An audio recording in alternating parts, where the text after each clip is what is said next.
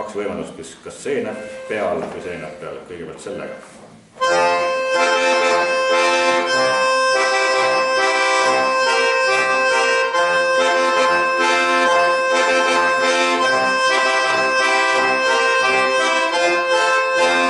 See viis, mis siit läbi kumama peaks, on siis siuke.